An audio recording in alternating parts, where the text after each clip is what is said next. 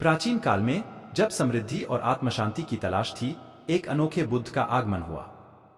वह एक छोटे से गांव में पैदा हुआ था, जहां के लोगों ने उसका नाम आद्यमुक्त रखा।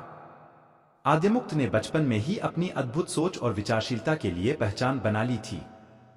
एक दिन गांव के वृद्ध गुरु ने उससे पूछा, ओ बेटा, तुम्हारी बुद्धि में कुछ विशेष है, क्या तुम साधुता की ओर जाना चाहते हो? आद्यमुक्त ने आदरपूर्वक कहा, गुरुदेव, मैं साधु बनना चाहता हूं। गुरु ने कहा कि तुम्हें इस मार्ग में सफलता प्राप्त करने के लिए तपस्या करनी होगी। आद्यमुक्त ने अपने गांव को छोड़कर वन में जाने का निर्णय किया।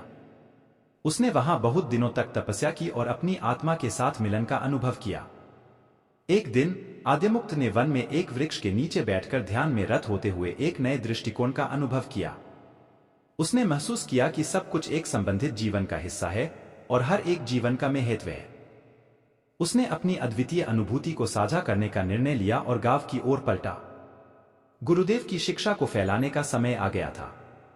वह गांव में पहुंचते ही लोगों ने उसके चेहरे पर चमक देखी और उससे सुनने का इच्छुक हो गए।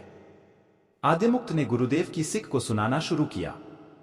उसने कहा, हम सभी एक हैं, हमारा एक ही उद्देश्य है, शांति और समृद्धि।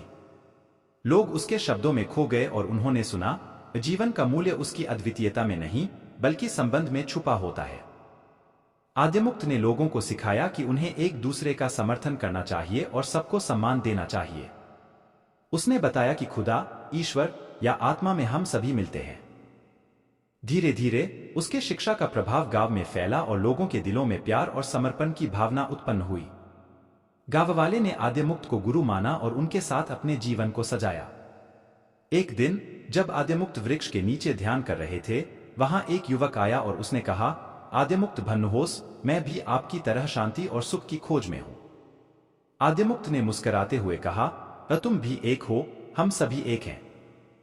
आओ हम साथ मिलकर इस अनमोल जीवन का आनंद लें।